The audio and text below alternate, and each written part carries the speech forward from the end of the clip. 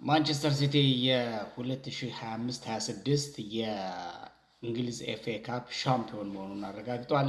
ያው ተጋጣሚው ቼልሲ ነበረ። ከጨዋታው በፊት በሰራሁት ቪዲዮ መሰረት እንግዲህ ያው ሻምፒዮን እንደሚሆን የቀድሜ አውቄው ነበረ። ግምቴንም አስቀምጬ ነበረ።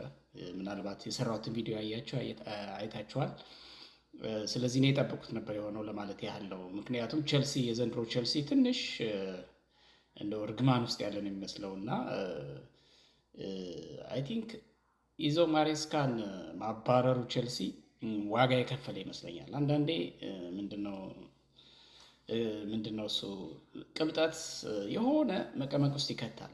አሁን የምንፈልገው እንዳባረሯቸው ኢዞ ማሬስካን ራሱ እስካሁን ድረስ ለእኔ ግልጽ አይደለም እና ኢንዞ ማሬስካ ቼልሲ በሚጠበቀው ልክ ባይሆንም ቸልሲን ይዘውበት የመጡበት ወይም አጀማመራቸው ያን ያህል መጥፎ የሚባል አልነበረም።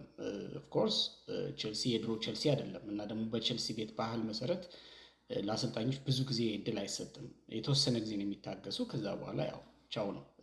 ውጤት በጣም በቶሎ ይፈለጋል እና ይሄ የታወቀ ባህሪ ቢሆንም ግን ደግሞ ቼልሲ በተለይ ባለሀብቱ አብራሞቪች ከክለቡ ጋር ባለው ሁኔታ ችግር ከገጠማቸው በኋላ ቼልሲ ትንሽ ከዛ ጊዜ በኋላ ነው የመንገዳገድ ነገሩ የመጣበት ብዬ የማስበው። ኦፍኮርስ ከዋክብትን አሁንም ያስፈርማል። ስብስቡ ቀላል የሚባል አይደለም። ግን ውጤቱ ደግሞ ሞራሉ፣ ተነሳሽነቱ፣ ምኑ ሁሉም ነገሩ በዛ በነበረው ቴምፖ አይደለም ያለው።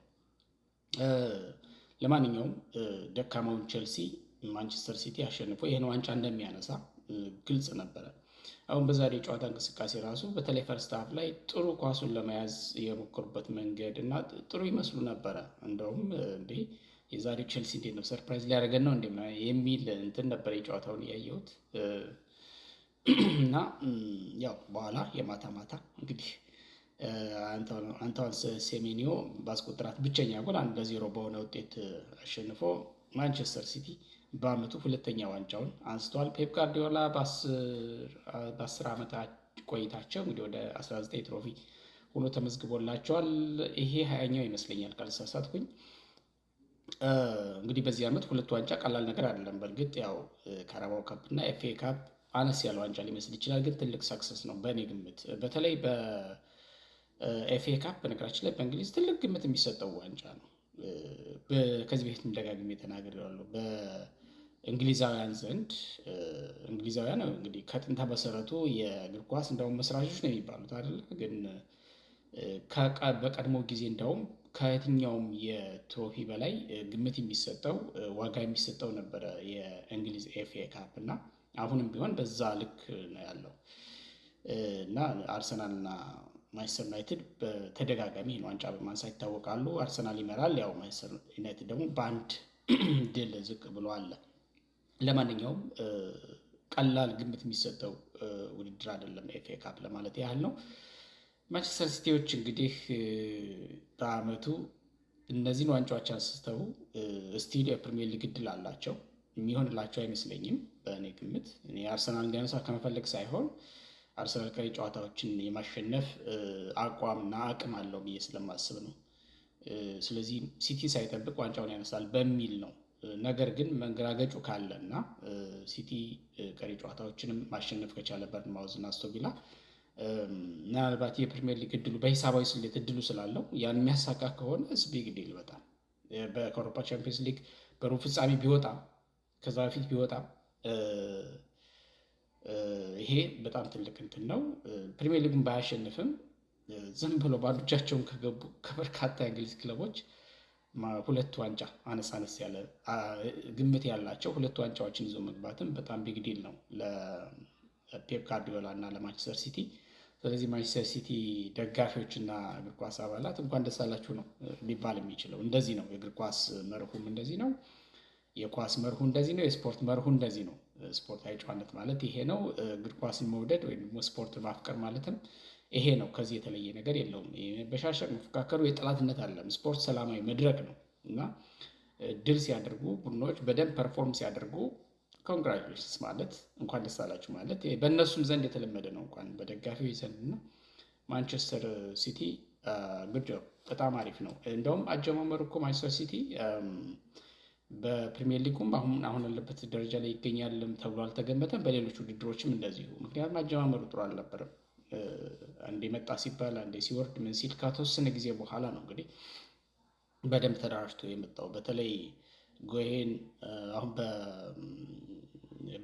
በሀፍ ሲዝኑ ጎሄን በተከላካይ ክፍል ከክሪስታል ፓላስ እንደገና ከበርንማውዝ ደግሞ አንተ ሰሚኒዮን ካስፈረመ በኋላ ሲቲ እንግዲህ ሁለቱ ተጫዋቾች ምን ያህል ወሳኝ እንደሆኑ በተለይ ሰሜኒዮ እንደምታዩት የዛሬዋንም ጎል የማሸነፊያውን ጎል ያስቆጠራት እሱ ነው፣ በሚገርም ቄንጥ ማለት ነው። እና እነዚህ ተጫዋቾች የቡድኑ ትልቅ አቅም ሆነዋል። ከዛ ውጭ ሮድሪ ከረጅም ጊዜ ጉዳት በኋላ እሱ ሲመለስ እንደገና የሆነ የቡድኑ የሚጨምረው አቅም አለው። የነ ቸርኪ የነ ሌሎቹም በጣም በቃ አውትሻይን እያደረጉ የመጡ ከተወሰነ ጊዜ በኋላ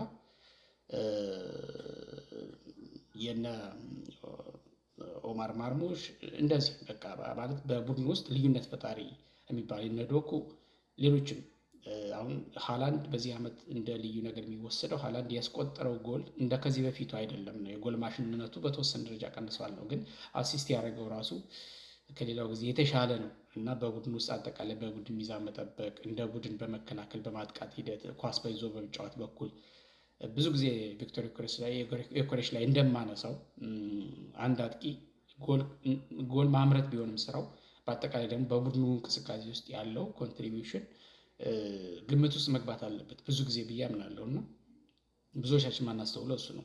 አንድ ጎል አስቆጣሪ ከፊት መስመር ሆኖ ጎል ማስቆጠር ስራው ቢሆንም ጎል አለማስቆጠሩም ብቻ አይደለም፣ ጎልም አላስቆጠረም ሌላው እንቅስቃሴ ውስጥ ብሎ በደንብ አስስ ማድረግ ያስፈልጋል። ከዚህ አንጻር ኤሪክ ሃላንድ አሁንም ቢሆን በማንቸስተር ሲቲ የፊት መስመር እና በአጠቃላይ በቡድኑ ውስጥ ቁልፍ ተጫዋች ነው። ለዛም ነው ቤንች ኦቨር ቤንች ሲሆን ማናየው፣ ሁልጊዜ ያሰልፈዋል ፔፕ ጋርዲዮላ። ፔፕ ጋርዲዮላ ደግሞ የማይጠቅመውን ተጫዋች በምንም መንገድ አይለማመጥም። በሉንታም በሉት በምንም ነገር እሱነ የአያ ቱሬን አሽቀንጥሮ ገደል የከተተ ሰው ነው። አይሰማም። እንደዚህ አይነት ይሄ ኢጎ ያለው እንደዚህ የቡድን ሌላ ተጽዕኖ ያመጣል ብሎ ማሰብ ወይም ትልቅ ተጫዋች ከሆነ አይነካ የሚባል ነገር የለም። በቡድን ውስጥ ከጠቀመው ጊዜ ብቻ ነው የሚጠቀምበት። ስለዚህ ኤሪክ ሃላንድ በዚህ ቡድን ውስጥ ዘንድሮም የማይተካ ሚና የነበረው ተጫዋች ነው ብሎ ማንሳት ይቻላል። ማንቸስተር ሲቲ ጉድጆብ እስካሁን ድረስ እነዚህ ሁለት ዋንጫዎችን አንስቶ በሊጉ ሁለተኛ ሆኖ እንኳን ቢያጠናቅቅ የአውሮፓ ቻምፒየንስ ሊግ የመጣበት መንገድ ምናልባት ከዚህ በላይ መሄድ ነበረበት ካልሆነ በስተቀር ከዛ ውጭ ያን ያህል ክሪቲሳይዝ የሚደረግ በጣም የደከመ የወረደ የሚባል ቲም አይደለም።